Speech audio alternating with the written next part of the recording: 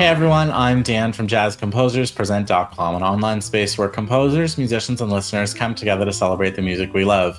I'm joined today by Bob Pilkington, trombonist, composer, leader of the Fusion Nouveau, resident composer of the Jazz Composers Alliance Orchestra, professor of jazz composition at Berklee College of Music, and author of Counterpoint in Jazz Arranging. Bob is here to teach us about heterophonic unison and how to incorporate it into your writing. Thank you, Dan. As he said, I'm here to talk about an orchestrational technique called heterophonic unison. It's a unison line that is not played at exactly the same time, but close enough to sound related, different, but as one. The delay between voices may be brief enough to sound like an electronic delay unit or an echo, but it could also be stretched out into something that's more resembling a stretto or even a canon. But it shouldn't sound conversational. It's meant one voice is shadowing another. Used compositionally, a set of parameters are determined to produce the desired result. Okay, so here I'll list some of the parameters. What is the delay interval between voices entering? Is it in meter or is it rubato? Is it written, improvised, or a hybrid of the two? Is it an exact shadow or is it a kind of rough shadow or is it improvised? Does it have a gestural focus, like a motif that is repeated amongst a number of voices? Does it have a harmonic focus, more sustained type of thing in that case, or it can be a hybrid also?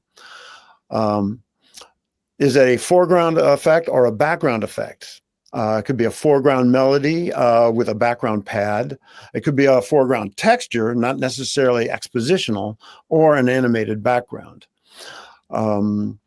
Is it a guided or conducted heterophonic unison, or is it player-led, or is it leaderless? Here's some effects. I mean, there's more, but these are probably the more common ones. So you might have something that sounds like a crowd of individuals all talking or sounding at the same time. I think I first noticed this kind of thing as a kid in church and noticing during recitations that not everybody was saying it exactly the same. And it sort of fascinated me. There was different timings, emphasis, tone, or pronunciations. So that attracted me and I applied it from early on.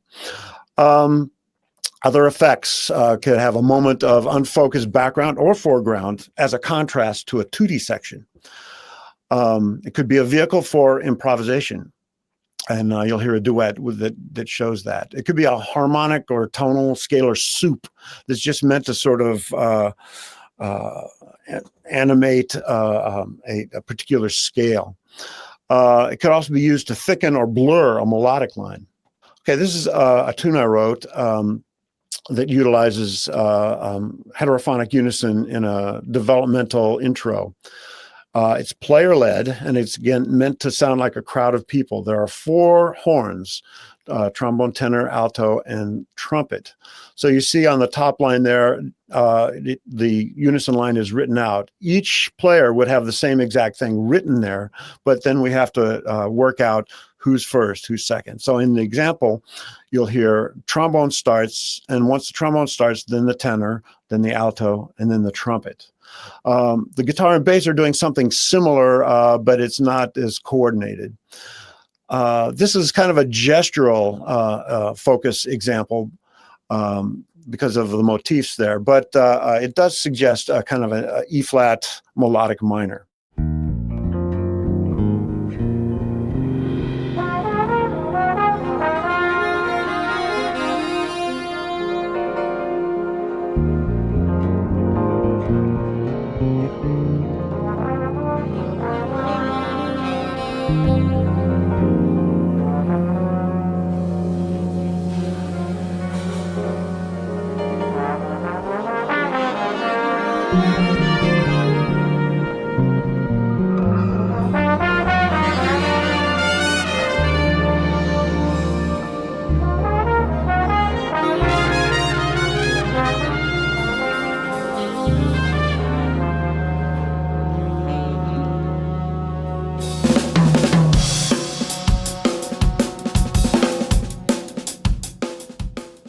Okay, this is an example of a heterophonic duet with improvisation.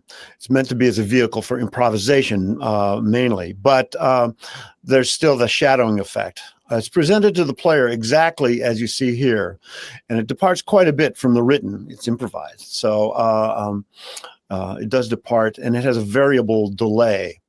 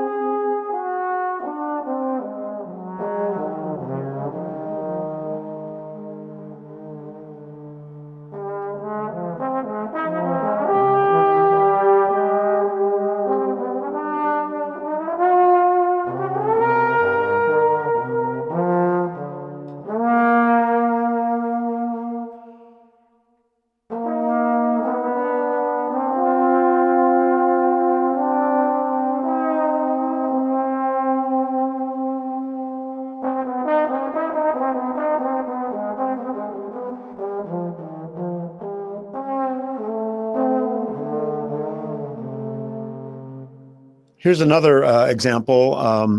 This is a trombone octet, and it uses a leaderless group, and it's just sort of meant as to kind of present a kind of a tonal soup, semi-canonical, sorry. So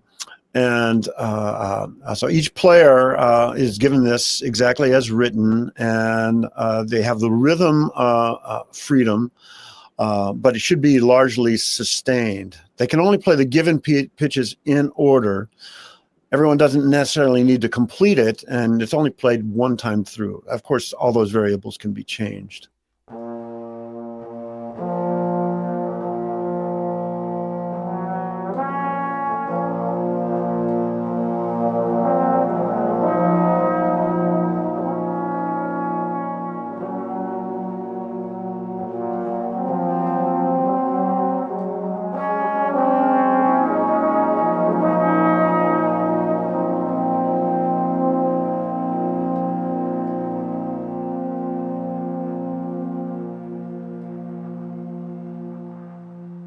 This is an example of a precisely written heterophonic unison, and it's meant to take the melody and blur it or thicken the melodic line. It's played exactly as written, no freedom allowed one way or the other. It's actually a 3-horn chart with the option of either having an alto or a tenor, so that looks like it's exactly in unison, but it's not.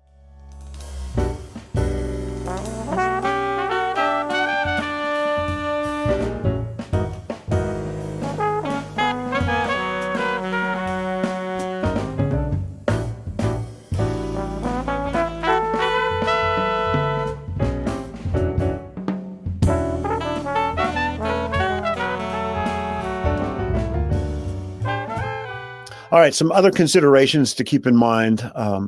Vertical contrapuntal relationships are sometimes quite de-emphasized. Or on the other hand, vertical conflicts are embraced and maybe even encouraged. Other considerations, the outcome is definitely less predictable when the music is not specifically notated. Of course, that's the attraction of improvisation. Timbral effects can also be utilized. For example, a trombone section slowly opening or closing a plunger mute can have that effect as well. Or a group of vocalists who are sustaining a vowel and gradually changing that vowel. That can be very interesting. If used as a background, your foreground and background should contrast rhythmically. So sustained background, active foreground, active background, sustained foreground. Timbre and volume can also be manipulated to create changes in the orchestral sound as well. So here's a quick list of some compositions that I pulled off of my playlist quickly. So maybe come back and pause it at this space, and you can take a look at some of the possibilities here. Okay, here you see a list of the examples that I played during the mini lesson. Two of them are classroom examples, number 2 and 3. The first one is from my album Lords of Time by my group Fusion Nouveau. It's called Sounds Like Something. It's on JCA Records and is available on Bandcamp. The second one is older. It's not released on a CD, but it's a limited local thing. It's also by Fusion Nouveau on a CD called Fractal Dimensions, but that's also available on Bandcamp. So I hope this gives you an idea of how to utilize the heterophonic unison and use it in great effect. Thank you very much. Thanks for watching today's mini lesson. Be sure to like, share, and subscribe. Drop any questions, comments, or suggestions for future videos down below. To watch our full-length events and participate in live Q&As with our presenting artists, head to jazzcomposerspresent.com. Thanks, and we'll see you next time.